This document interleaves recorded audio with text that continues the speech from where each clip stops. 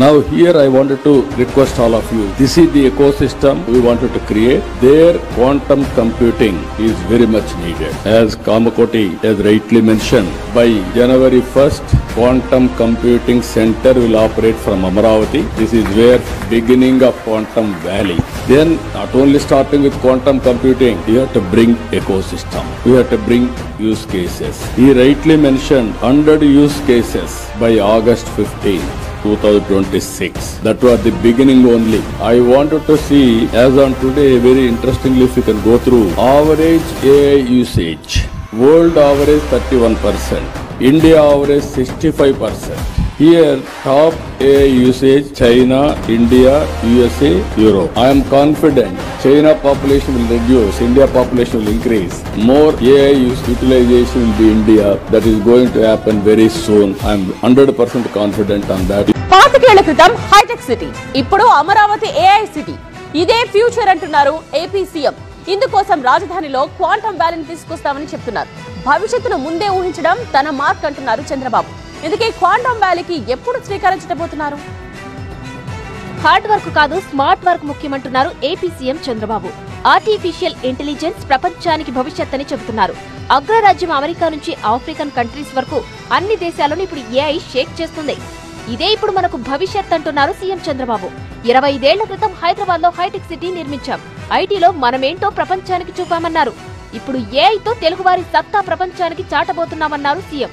ఇందుకోసం ఈ నెల 30న క్వాంటమ్ వ్యాలీ సదస్సు నిర్వహించబోతున్నామని చెప్పారు. భవిష్యత్తులో ఏఐతో ప్రపంచాన్ని తెలుగువారు శాసిస్తారని తెలిపారు.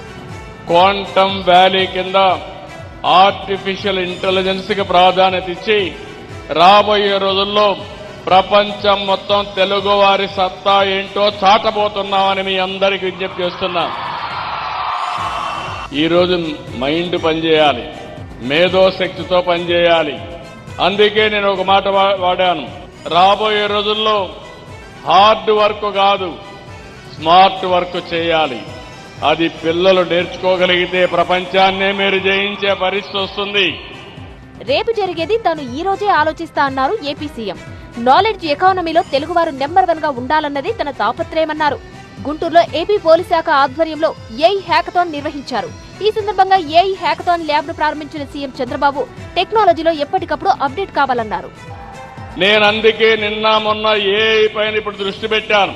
ఫస్ట్ టైం దేశంలోనే క్వాంటమ్ వ్యాలీ పేరు పెట్టి క్వాంటమ్ వ్యాలీకి శ్రీకారం చుట్టాను. ప్రపంచమంతా ఇప్పుడు అధునాతన క్వాంటమ్ టెక్నాలజీ వైపు చూస్తుంది. ఎంతటి క్లిష్ట గణాంకాలనైనా ఇది చిటికెలో పరిష్కరిస్తుంది. అత్యంత శక్తివంతమైన క్వాంటమ్ టెక్నాలజీపై కెనడా, చైనా, జపాన్, జర్మనీ వంటి దేశాలు ఇప్పటికే పెద్ద ఎత్తున పెట్టుబడులు పెట్టాయి. ఈ క్రమంలో టెక్నాలజీ వినియోగంలో ముందుండే సీఎం చంద్రబాబు అమరావతిలో క్వాంటమ్ వ్యాలీ ఏర్పాటు చేయాలని చూస్తున్నారు.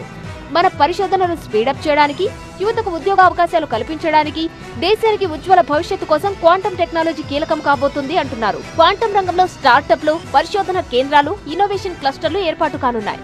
భారత్ ను సాంకేతిక రంగంలో ప్రపంచ స్థాయిలో నిలబెట్టాలన్న ఉద్దేశంతో కేంద్రం 2023లో క్వాంటమ్ మిషన్ ను ఆరంభించింది. ఇందుకోసం 6,000 కోట్లు కేటాయించింది.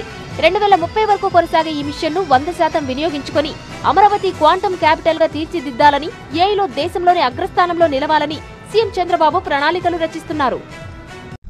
విశాఖలో భారీగా పెట్టుబడుల విస్తరణకు శ్రీకారం చుడుతున్నట్లు దిగ్గజ ఐటీ సంస్థ కాగ్నిజెంట్ ప్రకటించింది. కాపులపాడ ఐటీ హిల్స్ లో 22 ఎకరాల్లో ఏఐ డిజిటల్ ట్రాన్స్ఫర్మేషన్ క్యాంపస్ ఏర్పాటు చేస్తున్నట్లు కాగ్నిజెంట్ పోస్ట్ చేసింది. దీని ద్వారా 8,000 మందికి ఉద్యోగాలు లభిస్తాయని వెల్లడించింది. 2026లోగా కార్యకలాపాలు ప్రారంభించి 2029 నాటికి తొలిదశ పనులు పూర్తి చేస్తామని కాగ్నిజెంట్ స్పష్టం చేసింది. కాగ్నిజెంట్ విస్తరణకు పూర్తి సహకారం అందించిన ముఖ్యమంత్రి చంద్రబాబు, మంత్రి నారా లోకేష్ కు కాగ్నిజెంట్ సీఈఓ రవికుమార్ కృతజ్ఞతలు తెలిపారు. మీ కృషికి, మీ శ్రమకి, మీ పట్టుదలకి